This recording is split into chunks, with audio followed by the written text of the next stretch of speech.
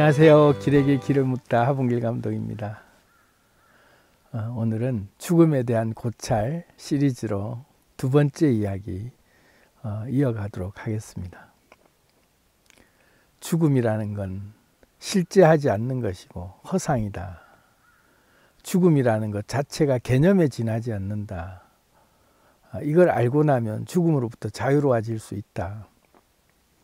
뭐 이런 맥락으로 쭉 자연 법칙과 과학적인 원리, 또 우리가 실제로 살아가면서 우리는 죽음을 경험하고 있는데 매일매일 죽고 매일매일 살아나고 매 순간 죽고 매 순간 새로 태어나고 있는 상태인데, 이것을 우리는 매 순간 죽는다라고 하지 않고 연속되고 있는 걸로 보기 때문에 죽음이라는 것 자체를 매 순간 죽는다라는 걸 못 받아들이고 있는데, 사실은 우리는 매 순간 죽고 있어요.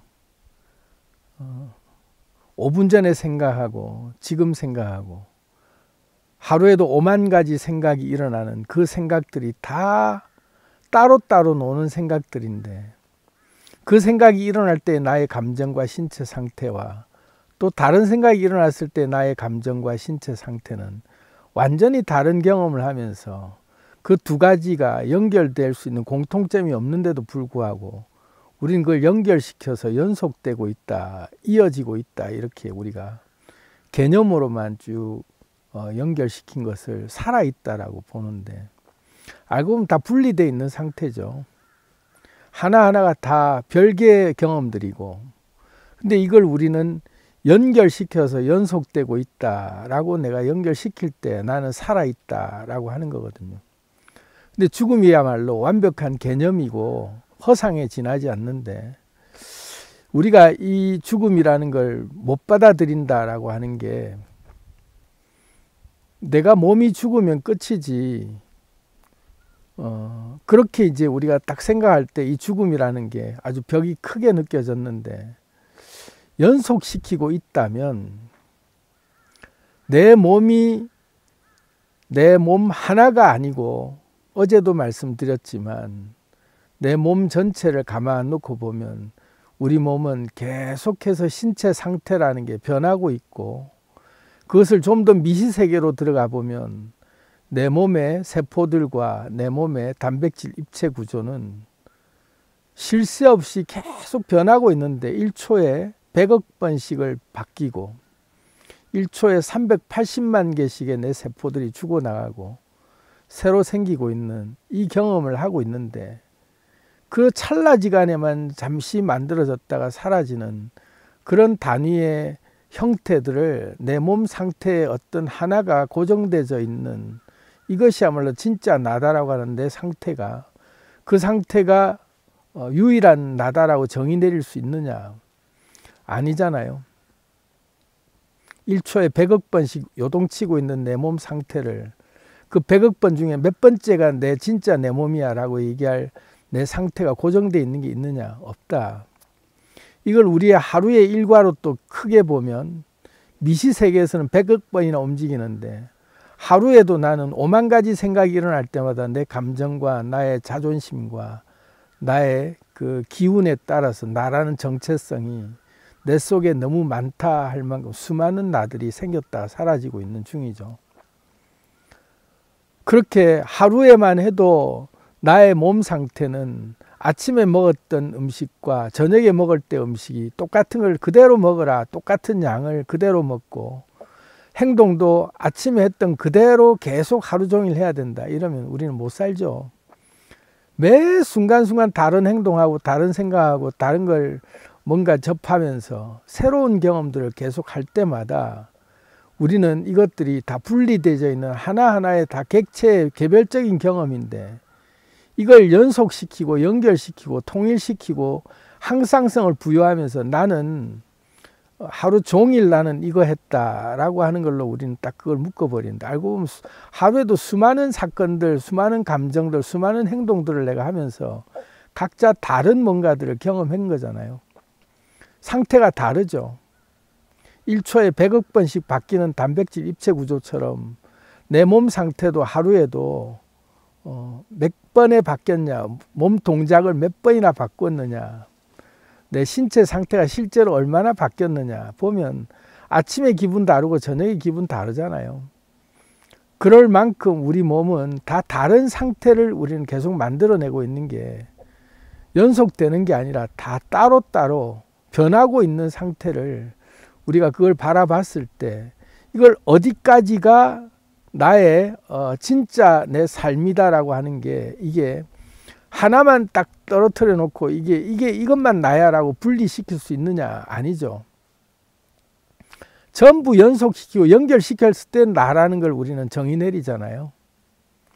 100억 번의 단백질 입체 구조의 그 변화 중에 딱 어떤 상태만 나다라고 분리시킬 수 없듯이 하루에 내 삶의 어떤 모습만 나다, 나머지는 내가 아니다 라고 부인할 수 없듯이 이 모든 걸 계속 변하고 있고 어떤 것들이 사라지고 어떤 것들이 새로 생겨도 하나도 이상할 것 없이 그대로 다 지켜보면서 연속시키고 연결시켜서 전체를 통합해서 보고 있는 내가 있을 때 나는 내가 살아있다라고 하잖아요. 그 말은 다시 말하면 내가 살아있다라는 말을 하는 말 속에는 나는 죽지 않는다라는 말과 같아요. 이게 굉장히 큰 비밀이에요. 내가 살아있다는 걸 경험하고 내가 살아있다는 걸 느끼는 것 자체가 나는 죽지 않는 존재구나라는 걸 인식하고 있는 것과 같은 거다. 그걸 본능적으로 우리는 알고 있는 거예요. 근데 우리는 죽음을 두려워하죠. 내가 죽으면 끝인데 라는 그 육체적 죽음, 의식이 떨어져 나가면 나는 죽음이다 라고 하는 그런 것들에 대한 허상에 대한 것들이 한 단위로만 딱 고정되어 있는 한 모습만 나다라고 할 때는 그게 죽으면 나는 죽는 거잖아요. 그래서 어제의 내가 죽어야 오늘의 내가 사는데 어제의 나를 내가 죽이지 못하면 어제의 나를 내가 보내주지 못하면 오늘의 나로 살 수가 없잖아요. 오늘 완전 나는 딴 기분, 딴 신체 상태로 살아야 되는데 어제의 기분과 어제의 감정과 어제의 신체 상태를 그대로 가지고 있다고 생각하면 지금 이 상태는 내가 못 느낀다라고 지금 이 상태는 내가 아니다라고 부인해야 되는데 그렇지 않잖아요. 우리는 어제는 언제 우리는 떠나가도 하나도 아쉬울 것 없이 어제의 몸 상태, 어제의 기분 상태, 어제의 나의 그 뭔가 꽂혀있던 나의 관심사항들은 오늘은 완전히 또 다른 흥미로 다른 것에 꽂혀있는 상태로 변해야만 살아있음을 느낀다. 그 말은 어제의 나를 죽일 수 있다 이거죠. 기꺼이 우리는 어제의 나를 소멸시키고 오늘의 나로 살 수 있는 상태가 됐을 때 우리는 살아있다라고 하는데 그렇다면 매 순간 죽어나가는 나들 1초에 380만 개씩 죽어가는 나들 하루에 5만 가지 생각이 일어나는 나들이 계속 사라지고 새로운 나들이 파도처럼 만들어질 때마다 그 파도 하나의 자아가 소멸된다고 해서 내가 죽는 게 아니고 나는 이런 기분도 들었고 저런 기분도 들었다라는 수많은 파도들을 다 연결시켜서 보고 있는 내가 진짜 난데 연결시켜서 보고 있다라고 하는 살아있음을 느끼는 그 자체가 알고 봤더니 어떤 입자의 상태 하나의 상에 머무르지 않더라. 그래야만 내가 살아있음을 느껴요. 너무나도 반전이죠. 놀라운 거예요. 그게 다른 말로 하면 무상, 어떤 상, 어떤 형태, 어떤 입자의 상태에도 내가 거기에 나라고 하는 것에 딱 하나의 함몰돼서 집착하지 않을 때 또 무아, 어떤 자아 상태, 어떤 감정과 어떤 관점을 가진 나라고 하는 하나의 자아 하나의 내가 마음을 거기에 온전히 내가 정해놓고 이것만 나야라고 하지 않을 때 무상과 무아 상태가 됐을 때 내가 살아있다라고 우리가 정의 내리는 게 사실은 살아있음을 느끼는 건데 이것만 나야라고 할 때 어제의 나만 나고 몇 년 전에 또 내가 예쁜 짓 착한 짓 할 때 그때 모습만 나고 게으르고 무기력하고 뭔가 내가 봤을 때 마음에 안 드는 성격의 나는 나가 아니고 이렇게 분리시켜서 이 순간의 나들이 계속 일어나는 나들을 내가 부인한다면 과거의 어떤 한 절정일 때 나의 그 뭐 요즘 뭐 뭐 방송이나 한 번씩 연예인들의 그 얘기들 쭉 들어보면 그런 말 하죠. 리즈 시절, 나의 리즈 시절이다 라고 할 때, 내가 제일 잘 나갔을 때, 내가 제일 화려하고 뭔가 내 인생의 전성기였을 때 그때 내 모습만 나였고, 지금의 나는 내가 아니야 하고 자기 부인을 하고 자괴감을 느끼면서 계속 삶을 부정하기 시작한다면 오늘을 못 살죠. 지금을 못 살죠. 그때는 그때고 지금은 지금이고, 과거에 화려했던 어떤 한 시절만 나였음을 내가 계속 거기 붙잡고 있다면, 그걸 우리는 흔히 얘기하면 현실을 못 산다 정도가 아니라 과거에 집착해서 과거에서 빠져나오지 못하는 사람, 그런 사람이 돼버리면 정상적인 사회생활을 못하는 사람으로 우리가 그렇게 딱 분류를 해버리잖아요. 근데 우리는 그렇게 안 살죠. 그때는 그때였고 지금은 또 지금이고, 매 순간에 적응하면서 살면서 그때는 아무리 그랬다 할지라도 그것도 나요, 지금의 나도 나요 라고 하는 걸 우리는 통합시키고 연결시킬 수 있잖아요. 근데 지금의 나조차도 이 순간의 나 말고 또 한 5분 후에 나도 또 어떤 모습으로 바뀌어 있어도 그것도 나다라고 또 연속시키고 연결시키잖아요. 그럴 때 우리는 살아있음을 느낀단 말이에요. 그건 다시 말하면 죽음이라는 걸 두려워하지 않는다. 파도에 상이 하나씩 소멸되고 사라진다고 해서 그 파도가 완전히 소멸되는 게 아니라 다시 바다로 돌아갔고, 또 새로운 에너지에서 또 새로운 파도를 만들어내면 또 다른 기분, 감정, 신체 상태로 또 다른 삶을 살아내고 있는 게 나구나. 그래서 무상하다 이거죠. 내가 상이 없다라고 하는 게 하나의 상으로 고정되어 있는 게 아니라 수많은 상들을 나는 계속해서 만들어내고 있는 중이구나. 이걸 보면 죽음이 허상이라는 게 그때 이제 서서히 윤곽이 드러나죠. 아, 맞네. 내가 죽음을 두려워할 게 아니네. 어제 내가 죽어야 오늘에 내가 사는 거네. 5분 전에 나를 보내줄 수 있어야 지금의 나를 느끼네. 과거의 나를 보내주지 못하면 지금을 못 산다라는 게, 과거에 내가 죽지 않으면 지금의 나로 살 수 없는 거다. 그러면 죽음이 개념이었구나. 이것만 개념이었고, 내 몸이 죽고 나면 나는 죽는 거 아니냐. 이거는 개념이 아니지 않느냐. 실제로 몸이 죽는 건데 이걸 어떻게 개념으로 받아들이냐. 그럴 수 있잖아요. 자, 그런데 이 개념을, 몸이라는 개념도 우리가 한번 분리해서 생각해 보면, 내가 이 몸 상태로 경험하고 있다라고 하는, 이 몸이 유지되고 있다라고 하는 게 이제 좀 이거 세포 생물학적으로 좀 들어가 봐야 되는데요. 우리 몸의 세포들이 계속해서 세포 분열을 하면서 새로운 세포들을 만들어내고, 또 좀 병들거나 하면 또 노화되거나 하는 세포들은 이내 딱 분해돼서 또 다른 세포의 재료가 되고, 끊임없이 우리 안에서 그런 작용을 하고 있는데,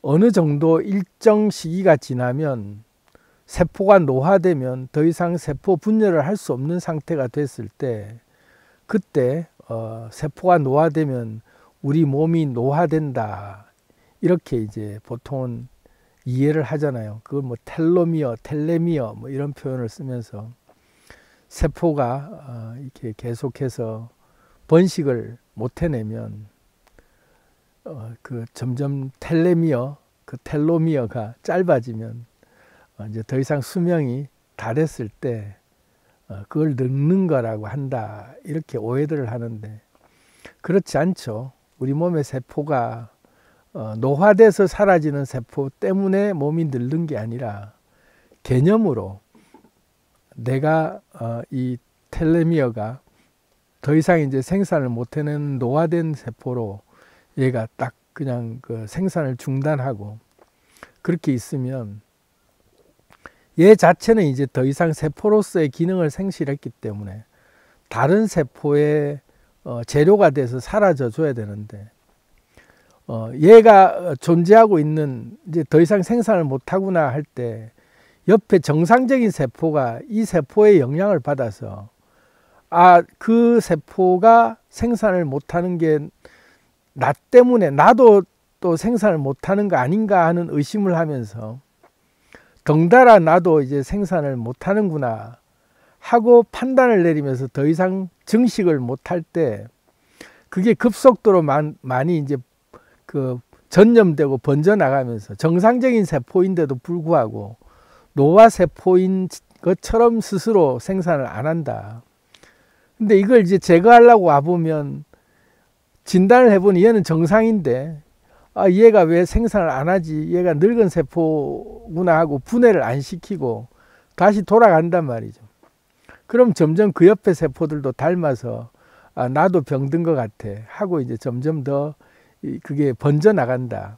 그걸 뭐 코로나로 비유를 하거나 뭐 이런 얘기를 하더라고요. 누가 한 명이 감염돼서 옆에 있는데 자기는 감염도 안 됐는데 옆에 있었다는 것만으로 스스로 나도 감염된 것 같아 하고 그렇게 또 업무를 중단하면 그 옆에 애들도 나도 감염된 것 같아 하고 전부가 감염되지도 않았는데 감염됐다라는 스스로 그런 진단을 내리면서 생산을 안 하더라. 그래서 전체가 올스톱 된다. 그때 노화가 찾아온다. 이런 말을 하더라고요. 재밌는 비유죠. 이 말을 어떻게 우리 삶에서 연결시켜서 보면 되냐면요. 나는 끝난 것 같아. 이번 생날 망한 것 같아.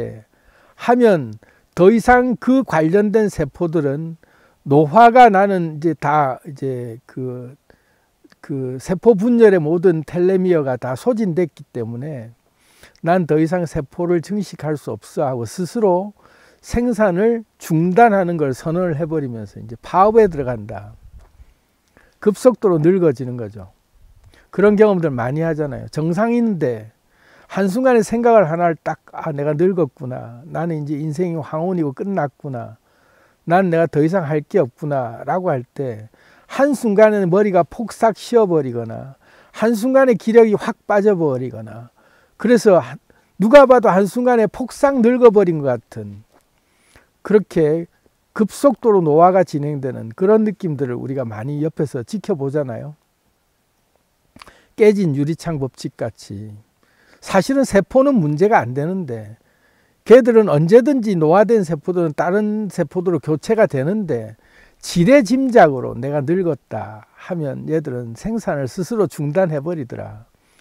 얘들이 텔레미어가 다 닳아서 중단할 수밖에 없는 상태가 아니라 스스로 그렇게 인식을 하기 시작하면 세포가 아예 복제를 안 하더라.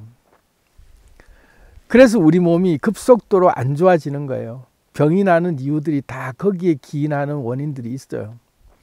그래서 세포 생물학적으로 들여다보면 우리 세포는 조금만 노화되면 금방 다른 세포들이 대체하고 정상적으로 늘 다시 재생되면서 살게 되는데 이게 중단되는 듯이 뭔가 더 이상 우리가 흔히 착각하는 게 용량, 그 총량의 법칙이라고 일정량이 다 되면 더 이상 뭔가 이제는 그 기능이 이제는 더 이상 그 발휘할 수 없는 상태가 된다.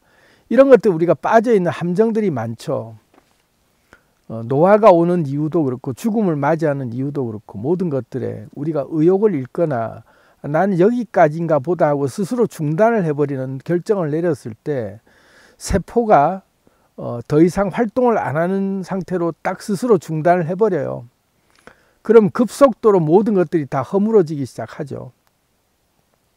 이 얘기를 왜 드리냐 하면 우리가 매일 죽고 매일 산다라고 할 때 매일 새로 태어나고 매일 죽는다라고 할 때 죽음을 두려워하지 않고 죽음이 허상이라는 걸 알고 어제의 나를 기꺼이 죽고 오늘의 나로 살 수 있을 때 오늘의 나의 에너지가 충만하게 새로 날 수 있는데 어제의 감정, 어제의 내 몸 상태에 집착해서 나는 지금 이렇구나, 나는 요즘 이렇구나 하고 거기에 묶여버리면 그 에너지가 중단되어 있는 그 기운 상태를 그대로 붙들어 놓고 내가 이 상태라고 내가 정의를 내렸기 때문에 세포들도 거기에 맞춰서 구성유전학적으로 세포를 그런 세포들로 만들어 버린다.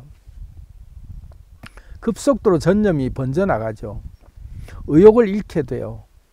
그래서 신나게 뭔가를 하다가도 한순간 내가 자신감이 확 사라지거나 의욕이 확 떨어지거나 하면 한순간에 모든 게 다 귀찮아지고 아무 의미 없어지는 느낌을 받는 이유도 그런 거죠. 그 관련되어 있는 세포가 활동을 중단한 거다.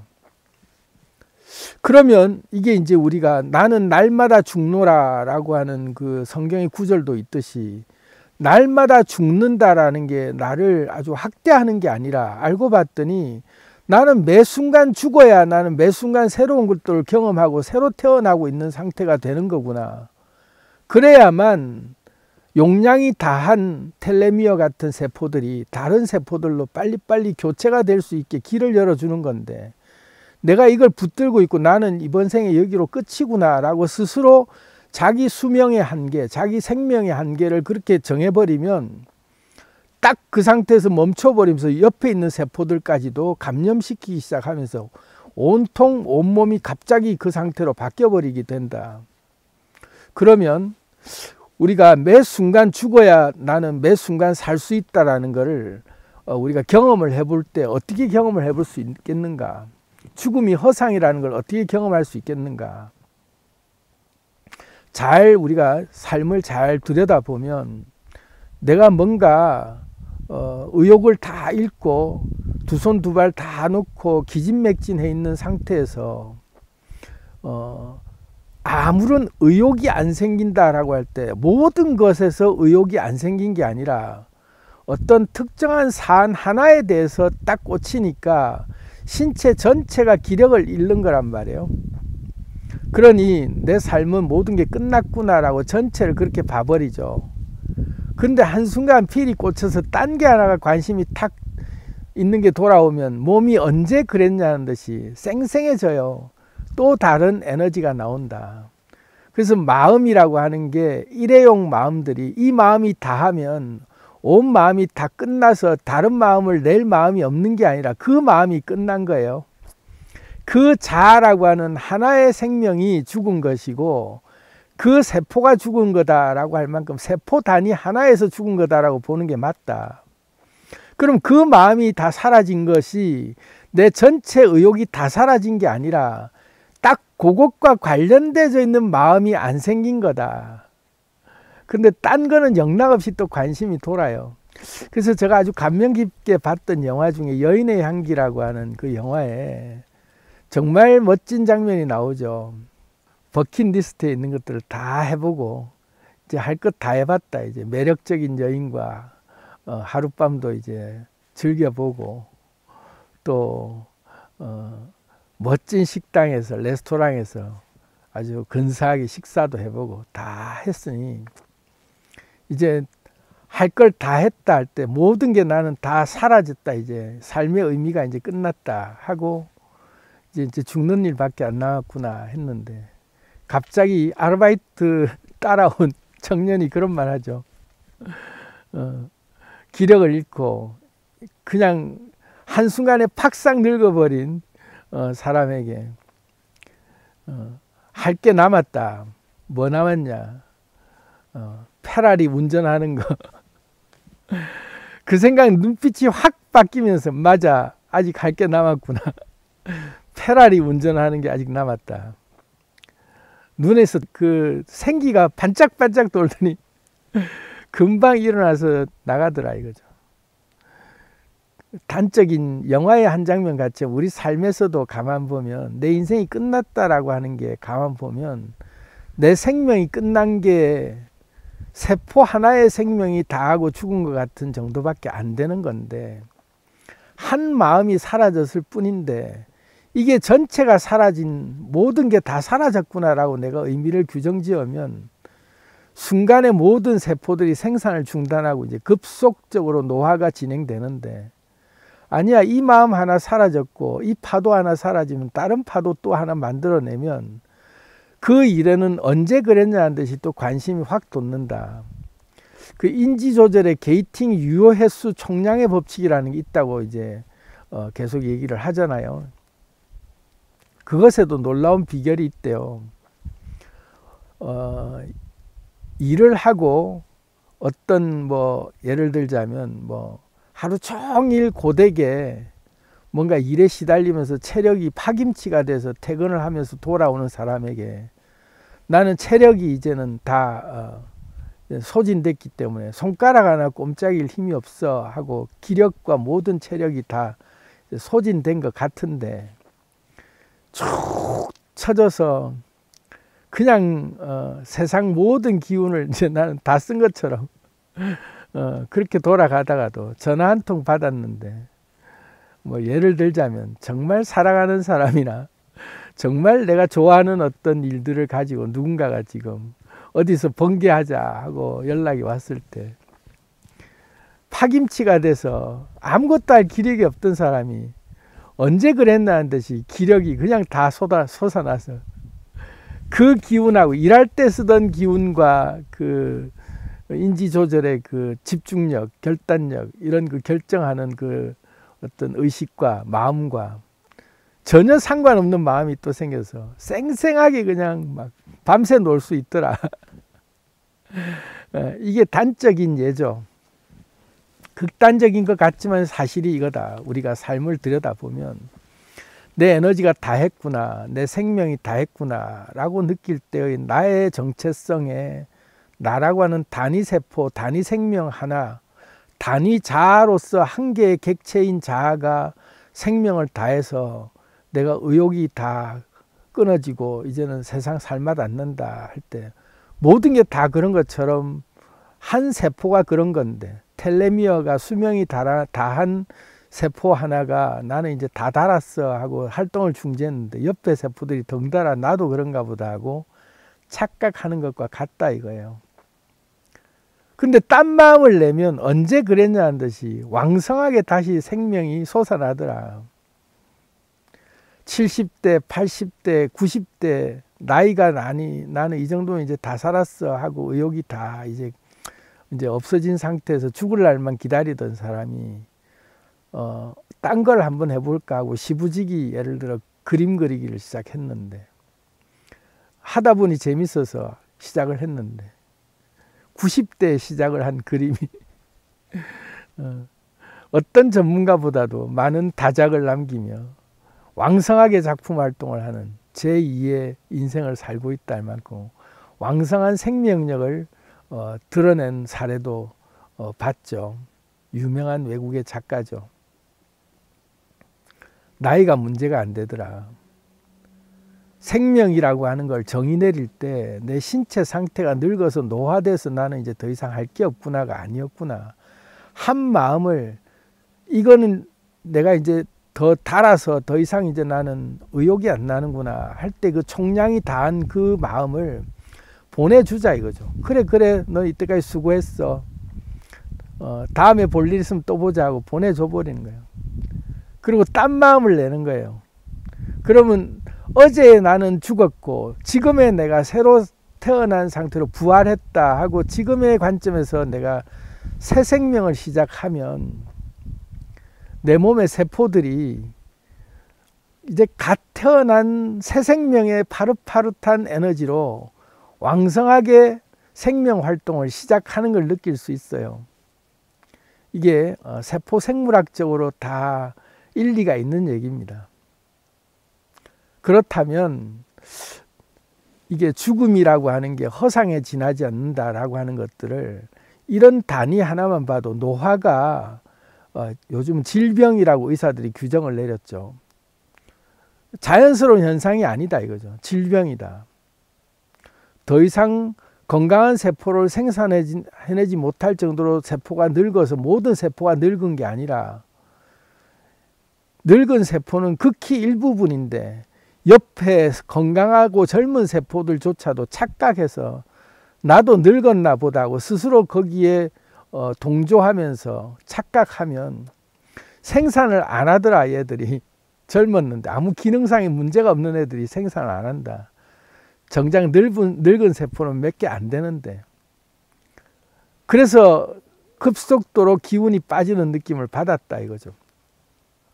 그러면 살아있는 그 상태를 우리가 경험한다라는 게 매 순간 새로운 삶으로 내가 새로 태어난다면 계속해서 나는 왕성한 에너지를 내면서 매일매일 새로운 경험을 하면서 살 수 있겠구나가 힌트가 이제 좀 생기겠죠. 그러면 건강해질 수도 있겠고, 살아 생전에라고 할 때 우리가 몇 년을 살든 간에 건강을 유지할 수 있는 비결은 그걸로 이제 좀 감이 잡히겠죠. 근데 이제 두 번째로 근원의 질문으로 들어가야 돼요. 그런 것들은 그냥 마음이 만들어내는 것에 지나지 않기 때문에 실제로 몸이 죽는 것하고는 또 다른 거 아니냐. 실제로 몸이 죽으면 죽는 거 아니냐. 그래서 죽음이라는 게 허상이 아니고, 죽음이 허상이라면 장례식장이나 화장하거나 하면서 몸이 다 사라지면 그 사람들은 죽었고 우리 곁을 떠났는데 이런 사람들은 죽음을 맞이한 거 아니냐. 그런 걸 보고 죽음이 허상이라고 할 수 없지 않느냐라는 이제 의문이 들 수 있겠죠. 그래서 제가 지금 죽음에 대한 고찰을 시리즈로 쭉 이어가려고 하는 게, 온갖 가지 얘기들을 다 예를 들어가면서 하나씩 뽀개기를 해보자. 죽음에 대한 뽀개기를. 그래서 오늘은 여기까지만 하고, 육체적 죽음이라는 게 과연 어디까지가 죽음인지를 또 정의 내려보자.